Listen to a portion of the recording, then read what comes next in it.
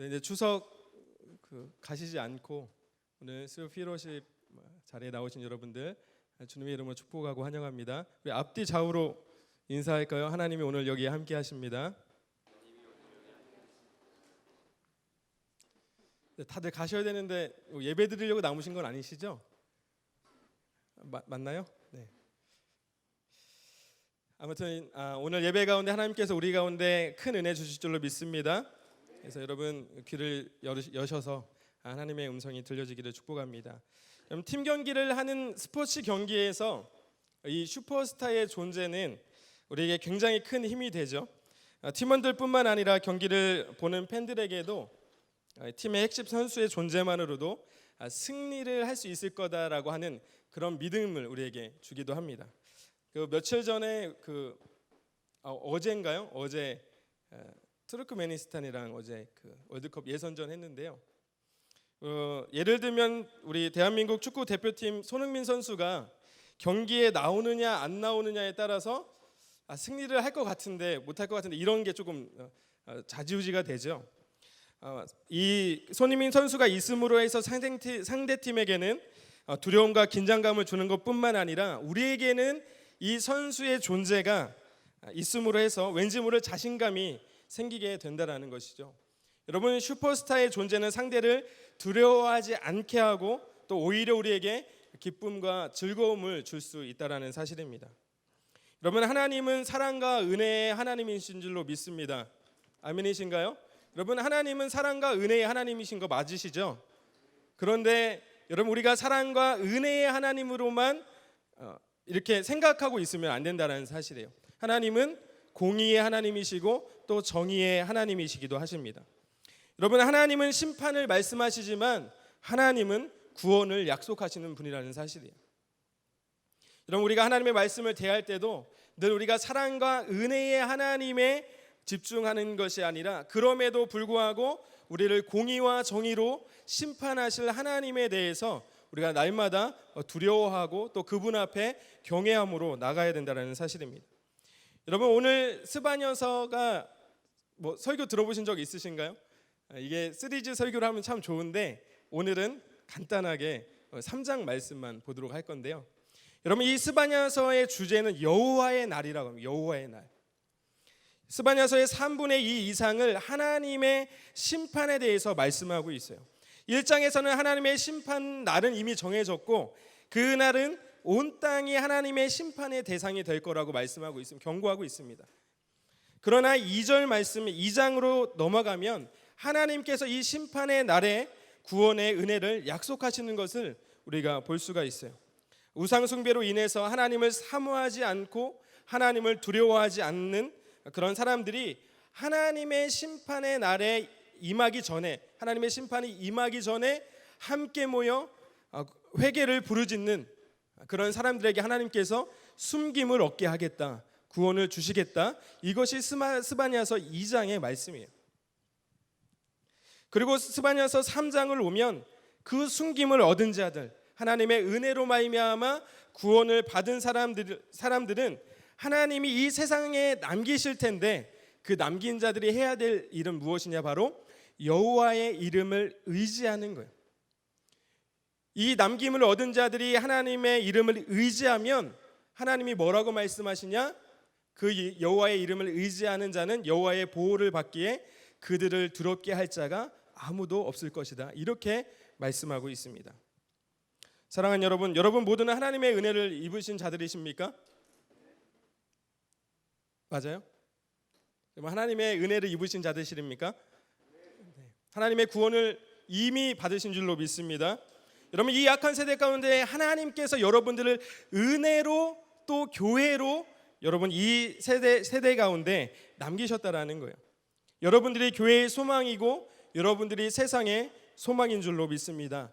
그렇다면 여러분, 우리가 이전의 삶을 과감히 벗어버리고 이제는 변화된 삶으로 나아가야 된다라는 사실입니다.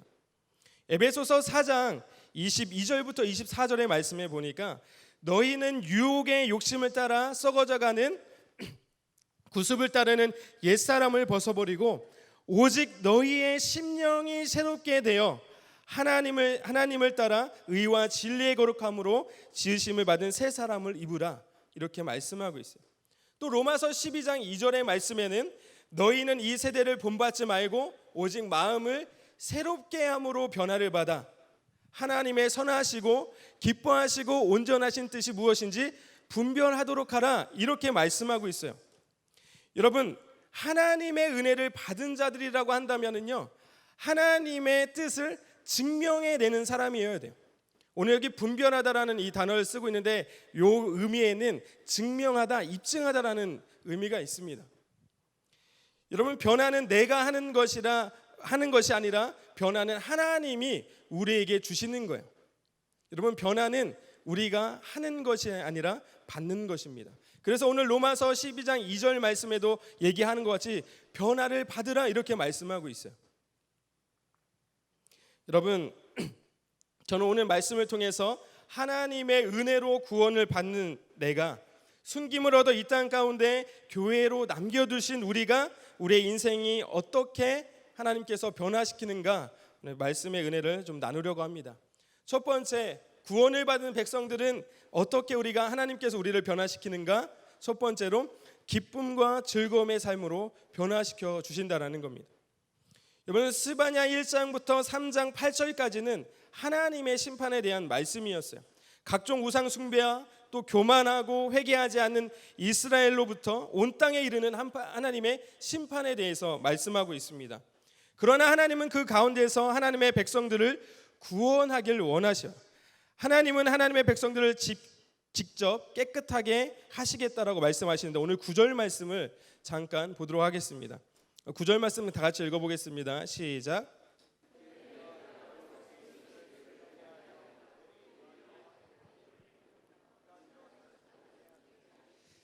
하나님이 직접 하나님의 백성들을 깨끗하게 하시겠다 지금 말씀하고 계십니다.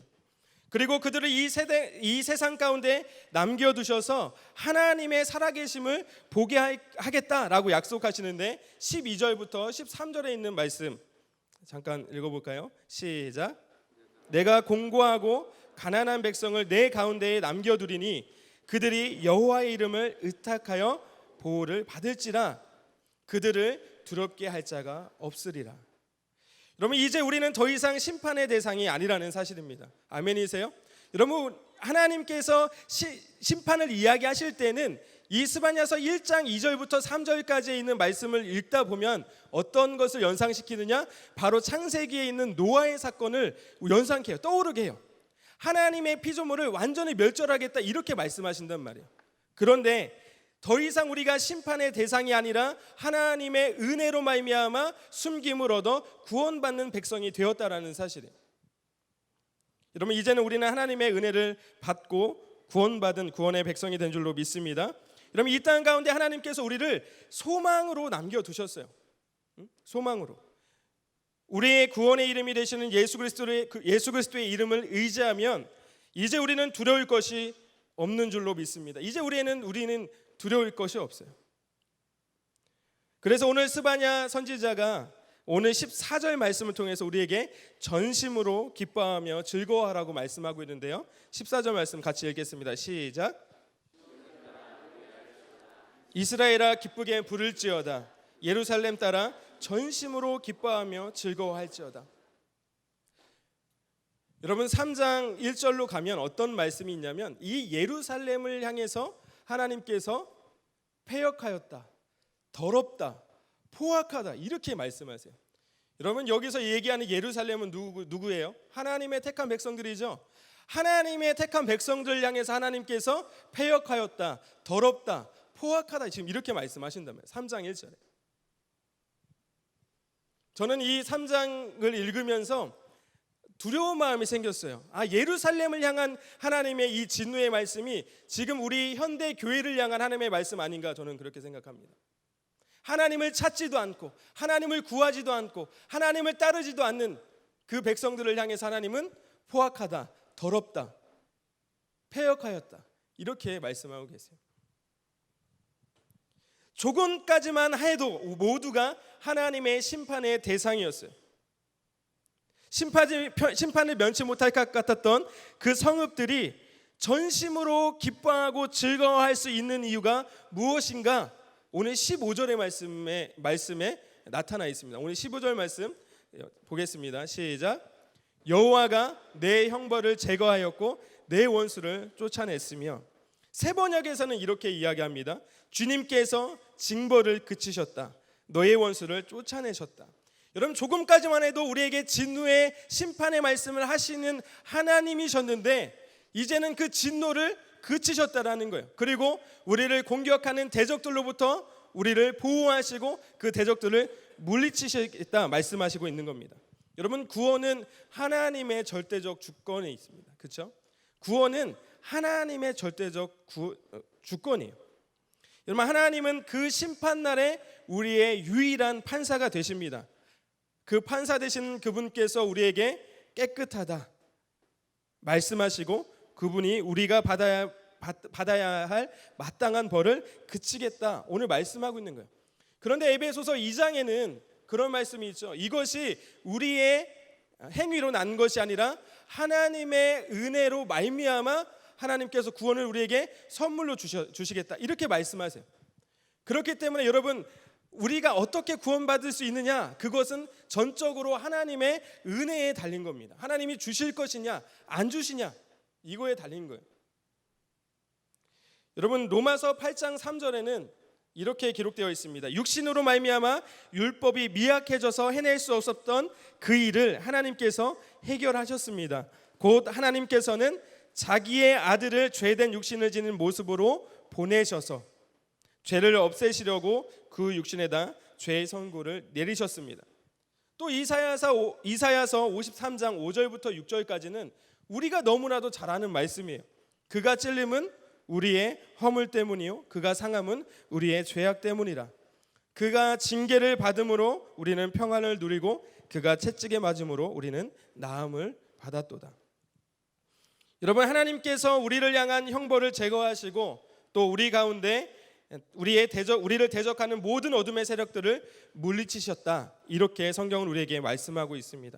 여러분, 하나님이신 그분이 우리 가운데 계시기에 여러분 더 이상 우리는 두려워하지 않아도 되는 것이죠.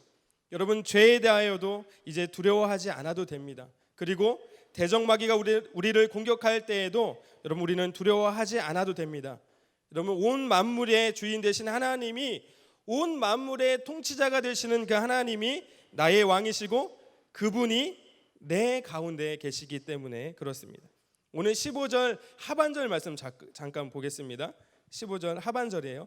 읽겠습니다. 시작.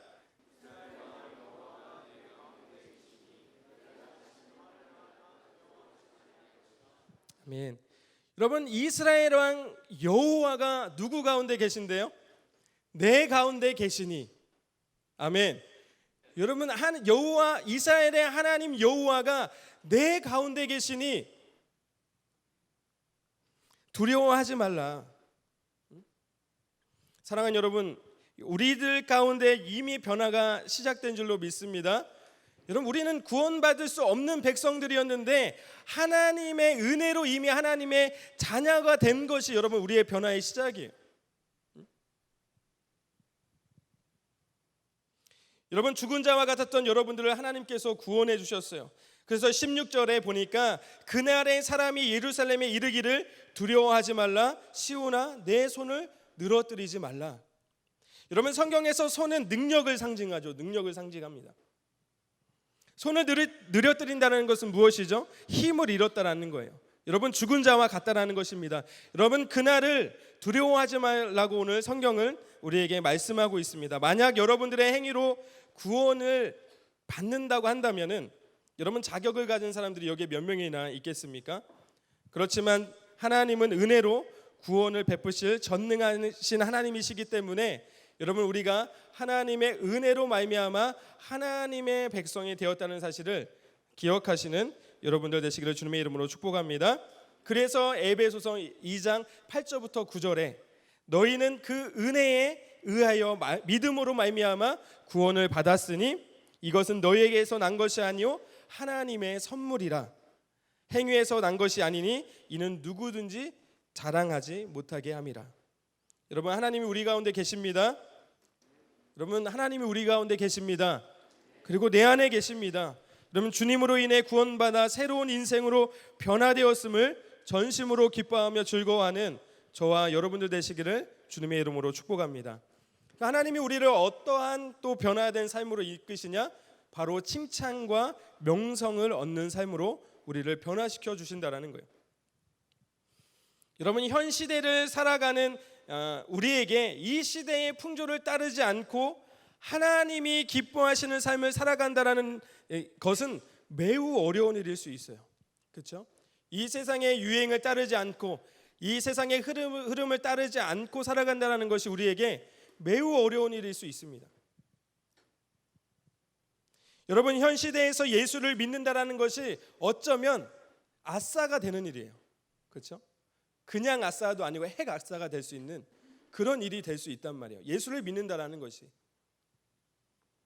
그러나 하나님께서 그들을 모으셔서 두려움과 슬픔을 없애주실 뿐 아니라 다시는 모욕을 받지 않게 하시겠다 말씀하십니다. 오늘 18절을 세번역 성경에서는 이렇게 이야기해요. 축제 때에 즐거워하듯 하실 것이다. 내가 너에게서 두려움과 슬픔을 없애고 내가 다시는 모욕을 받지 않게 하겠다. 이렇게 말씀하고 계세요. 여러분, 오늘 이 절기라고 하는 표현이 페스티벌이라는 뜻을 갖고 있습니다. 여러분, 그 축제 때 그 두려움을 갖고 있는 사람 아무도 없죠. 축제는 다 같이 즐거워하고 기뻐하고 즐기는 날이잖아요. 그죠?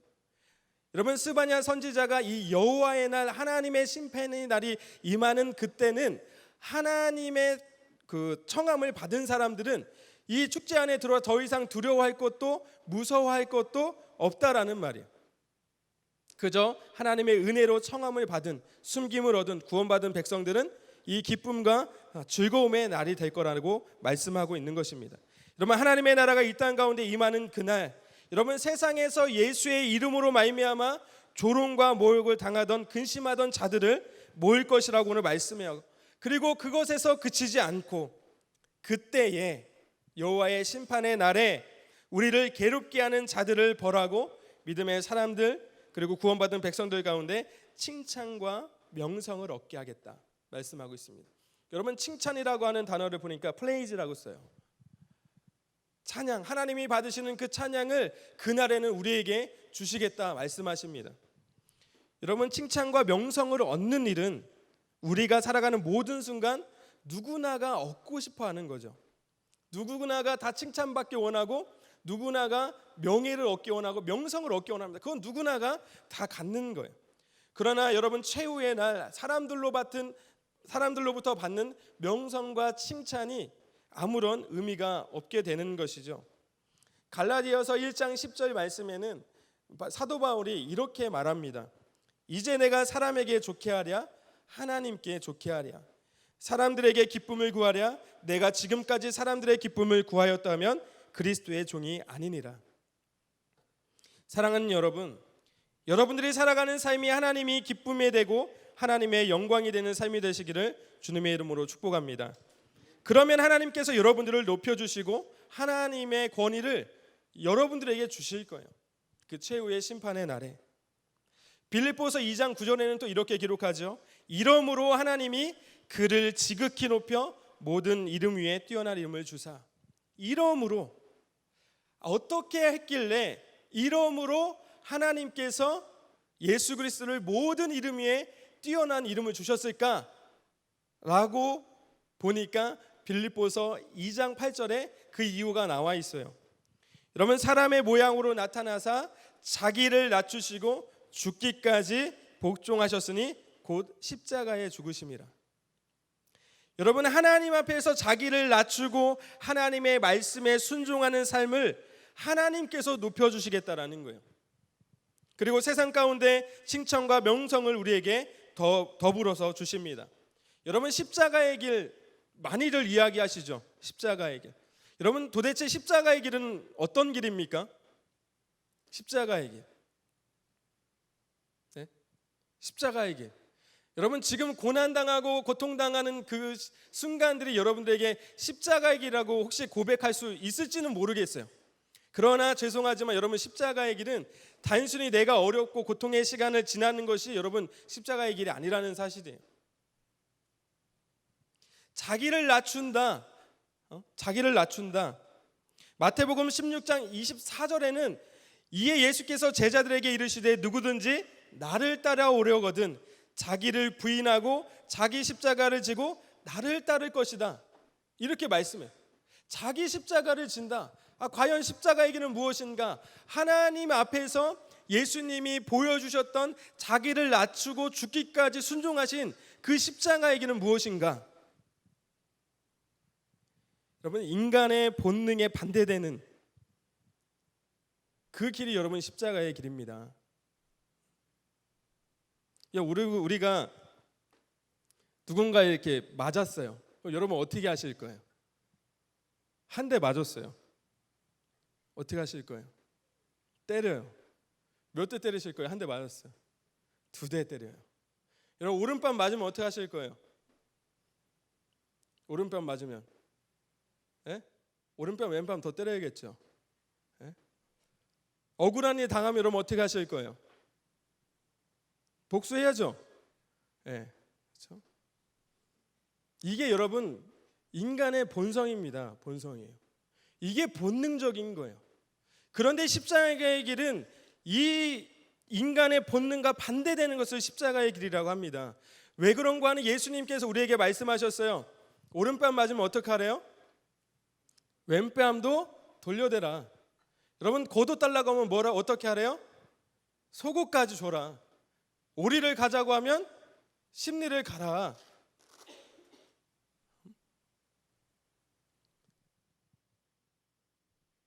여러분 예수님이 십자가에 달려 돌아가시기 전에도 예수님이 고난을 당하실 때에도 여러분 그 로마 군인들한테 얼마나 모욕감을 느꼈을 거예요. 그렇죠? 침뱉음과 뺨 맞고 조롱당하고 채찍 맞고 고난당하는 그 순간에 예수님이 너 조금만 기다려 나 부활해가지고 내가 복수할 거야. 예수님 이렇게 말씀하지 않으셨어요. 예수님 어떻게 하셨죠? 예수님 어떻게 하셨어요? 죽는 순간까지 어떻게 하셨어요? 죽는 순간까지 아버지 저들의 죄를 용서해 주십시오. 저들이 하는 짓을 알지 못합니다. 여러분 이것이 십자가의 길이에요. 이것이 우리의 본능과는 반대되는 여러분 그 십자가의 길을 걷는 여러분들에게 하나님께서 여러분들을 마지막 날 반드시 칭찬과 명성을 얻게 하는 은혜를 모두 다 누리시는 저와 여러분 되시기를 주님의 이름으로 축복합니다. 사랑하는 여러분, 하나님은 우리를 떠나신 적이 없어요. 이제 말씀을 마무리하려고 하는데요. 하나님은 우리를 한 번도 떠나신 적이 없어요. 우리가 죄를 지을 때도 하나님께서 우리 가운데 계셨어요. 여러분 요한복음 1장 1절에는 태초에 말씀이 계시니라. 요한복음 1장 14절에는 그 말씀이 육신이 되어 우리 가운데 거하셨다. 그리고 그분이 우리에게 구원을 베푸실 전능하신 하나님이시다. 오늘 17절에 말씀하고 있죠. 너의 하나님 여호와가 너의 가운데 계시니. 다시 한번 보세요. 누구의 하나님이에요? 누구의 하나님입니까? 너의 하나님 여호와가 누구 가운데 계신데요? 누구 가운데 계신데요? 너의 가운데 계시니. 오늘 스바냐 선지자가 하나님의 말씀을 지금 대언하는 가운데에 이스라엘 백성들을 향해서 지금 2인칭 단수를 쓰는 거예요. 너의 하나님 여호와가 너의 가운데 계시니. 그는 어떤 분이라고 말합니까? 그는 전능하신 분이다. 여러분 전능하다라는 뜻이 뭐예요? 전능하다. 전능하다가 무슨 뜻이죠? 못할 게 없는. 못할 게 없는. 다 하실 수 있는 그 전능하신 하나님이 누구의 하나님입니까? 나의 하나님. 아멘이세요? 나의 하나님 여호와가 나의 가운데 계신다. 그런데 우리가 두려워할 게 뭐가 있어요? 그런데요, 저는 오늘 이 17절 말씀을 읽을 때마다 찌릿찌릿해요. 너의 하나님 여호와가 너의 가운데 계시니 그는 구원을 베푸실 전능자이시라. 그가 너로 말미암아 기쁨을 이기지 못한다. 못할 게 없는 그분이, 아무것도 못할 거 없는 그분이 나로 말미암아 기쁨을 이기지 못한다라는 거예요. 다 하실 수 있는 기분이 딱 한 가지 못하는 게 있는데, 나로 인하여 기쁨을 이기지 못한다. 자, 이 말씀을 곰곰이 생각해 보니까 과연 하나님, 나의 무엇이 하나님을 그렇게 기쁘게 하나요? 하나님, 내가 어떤 것을 행하였기에 하나님 그렇게 기뻐하시나요? 그런데 아무리 나의 삶을 면면히 봐도, 자세히 들여봐도 나는 하나도 하나님의 기쁨이 된 적이 없어요. 기쁠 만한 행동을 한 적이 없는 것 같아요. 그런데 과연 왜 그 전능하신 하나님이 나로 인하여 기쁨을 이기지 못한다 말씀하실까? 여러분, 우리가 기분이 좋고 기쁜 일이 있을 때 콧노래를 부르죠. 의도해서가 아닙니다. 그렇죠? 의도해서가 아니에요. 제가 지금 아들과 딸이 있는데요, 딸이 이제 7개월밖에 안 됐어요. 그냥 있는 것만 해도 막 너무 울면 짜증도 나지만, 그냥 그 아이가 나를 바라보고 미소 한번 줘주면요, 그냥 저도 모르게 웃고 있어요. 그러면 아내가 저한테 그러죠. 왜 바보같이 그렇게 웃고 있어? 그 아이가 저한테 뭐를 해서가 제가 기쁜 게 아니에요. 그렇죠? 그 아이의 존재가 저를 기쁘게 하는 거예요. 그래서 가만히 생각해 보니까 우리의 어떤 행동, 나의 어떤 모습이 하나님을 기쁘시게 하는 게 아니었어요. 그저 나의 존재가 하나님을 기쁘시게 하는 존재였어요. 여러분, 누가복음 15장에는 두 아들을 가진 아버지가 나오죠. 너무나도 잘 알죠, 여러분? 탕자의 비유의 말씀에 나오는 두 아들이 나와요. 그런데 둘째 아들이 이 재산을 갖고 가잖아요. 저 먼 나라로 가서 다 탕진하잖아요. 그리고 이제 돌이켜서 다 탕진하고 난 뒤에 갈 곳이 없어서 아버지 집으로 돌아오는데요, 아버지가 저 멀리서 둘째 아들을 보고 아들인 줄 알고 단숨에 달려가서 목을 끌어안고 입을 맞추고 가장 좋은 옷을 입히고 가장 좋은 신발을 신기고 손에 가락지를 끼워주고요, 살찐 송아지를 잡아가지고 잔치를 베풀어요. 여러분, 둘째 아들이 우리 인간적인, 우리 사회적으로 봤을 때 과연 아버지에게 칭찬받을 만한 무언가를 하였는가? 어떠한 기쁨을 줄 만한 것을 보여줬는가? 아니요, 오히려 패륜적인 아들이었죠. 아버지의 가슴을 아프게 했던 아들이었단 말이에요. 살았는지 죽었는지도 모르는 아들이었어요. 그런데 내내 기다렸어요, 이 아버지가. 그리고 저 멀리서 오는데 막 달려가서, 아직 오지도 않았는데 달려가서 목을 끌어안고 입을 맞추고 가장 좋은 것들로 입혔단 말이에요. 과연 둘째 아들의 어떤 행동이 아버지를 기쁘게 하고 아버지를 즐겁게 했나요? 여러분, 둘째 아들의 어떤 행동이 아버지를 기쁘게 한 것이 아니라 아들의 존재가 다시 내 눈앞에 있다라는 사실만으로도 기뻐하는 거예요.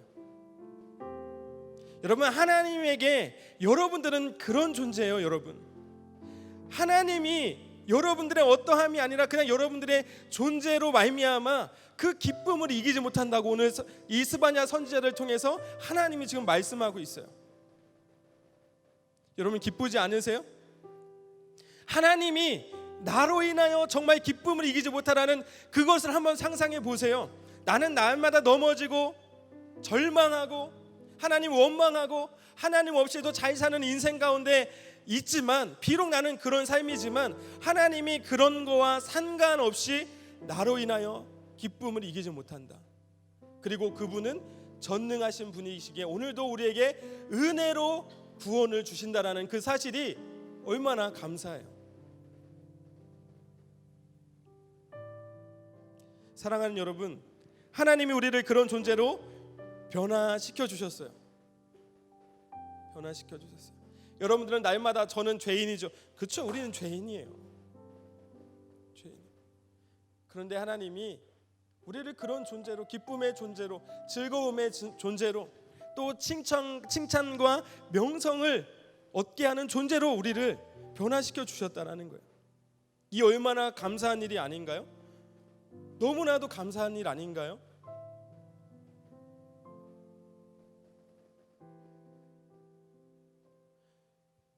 여러분, 왜 청년들이요 교회를 떠나갈까요? 왜 청년들이 교회를 떠나가는 줄 아세요? 왜 청년들이 예수 그리스도를 믿지 않는 줄 아세요? 필요성을 못 느껴서 그렇습니다. 여러분, 인간이 필요를 느끼면요 그거 하지 말라고 해도 하게 돼 있어요. 여러분, 돈 필요하면 여러분들 어떻게 하시죠? 돈 필요하면 어떻게 하세요? 일하시잖아요. 돈 벌러 나가시죠? 여러분, 목마르면 어떻게 하세요? 물 마시잖아요. 배고프면 어떻게 하죠? 밥 먹죠. 여러분, 비가 오면 우산을 찾게 돼 있습니다. 그런데 왜 사람들이 교회에 오지 않을까? 왜 자꾸만 교회가, 얼마 전에 차를 타고 이렇게 지나가는데 제가 교회를 보면서 가슴이 너무 아팠어요. 저희 교회 건물을 보고 가슴이 아픈 게 아니고요, 그냥 차를 타고 갔는데 한쪽에 있는 교회를 바라보면서 가슴이 너무 아팠어요. 하나님이 처음 꿈꾸던 교회는 이런 모습이 아닐 텐데, 하나님이 처음 교회를 이곳 가운데 세우실 때에는 이런 모습이 아니었을 텐데, 그냥 가슴이 아팠어요. 예수님은 우리의 구원자이시죠? 아멘이세요? 여러분, 언제 구원자가 필요하죠? 구원자는 언제 필요한 거예요? 여러분, 구원자는 도대체 언제 필요합니까? 하나님의 심판의 날에 필요하죠. 우리를 구원할 구원자가 필요합니다. 여러분, 내 귀에, 우리 김병상 목사님도 얼마 전에 말씀하셨지만, 여러분, 내 귀에 좋은 거, 여러분, 우리가 예배 가운데 나와서 어떠한 설교를 여러분 듣기를 원하십니까? 좋은 설교요? 여러분들 마음에 은혜 받았다고 할 때는 여러분 어떤 것을 은혜 받았다고 이야기하시죠? 내 마음에 흡족한 설교를 들으면 은혜 받은 거예요. 그런데 내 안에 불편함이 생기고 내 안에 거부감이 생기는 설교를 들었을 때는 불편한 거예요. 듣고 싶지 않은 거예요. 그런데 여러분, 성경에는 하나님의 사랑의 메시지, 격려의 메시지, 위로의 메시지만 있지 않습니다. 하나님의 심판의 메시지가 있어요. 진노의 메시지가 있단 말이에요. 내 안에 그런 부딪힘이 있을 때 하나님께서 일하시고 계시다라는 증거로 삼으셔야 돼요. 여러분, 이 진노의 심판의 날에 우리가 예수 그리스도가 우리의 구원자가 되었다라는 사실만으로도 이렇게 감사할 수가 없어요. 이미 우리에게 변화를 주시는 거예요. 여러분, 이제 우리의 남은 인생이 하나님께 기쁨과 즐거움을 돌려드리는 인생이 되어야 될 줄로 믿습니다. 이제 나의 만족과 나의 기쁨과 나의 즐거움을 위해서 살아갔던 인생이라고 한다면은, 이제는 나를 이 세상 가운데 남은 자로, 교회의 소망으로, 세상의 소망으로 남겨두셨어요. 그리고 이 남김을 받은 자들이 해야 될 일은 여호와의 이름을 의지하는 거예요. 그 이름을 의지하는 자마다 그들을 두렵게 할 자가 없을 것이다라고 약속하셨어요. 여러분, 이제는 무엇을 붙들고 나가시겠어요? 무엇을 붙드시겠습니까? 무엇을? 여러분, 여호와의 이름을 의지하시고 붙드시는 여러분 되시기를 주님의 이름으로 축복합니다. 주님의 말씀에 귀를 기울이고 주님을 가까이하며 그분의 이름을 의지함으로 여러분 하나님의 보호 아래 있는 것, 이것이 우리가 살아가야 할 그런 모습인 줄로 믿습니다. 우리의 변화된 삶을 통해서 온 열방이 이 변화의 작은 불씨가 되기를 주님의 이름으로 축복합니다. 이 시간 같이 찬양하면서 말씀을 생각하면서 같이 기도하면서 나아가기를 원합니다.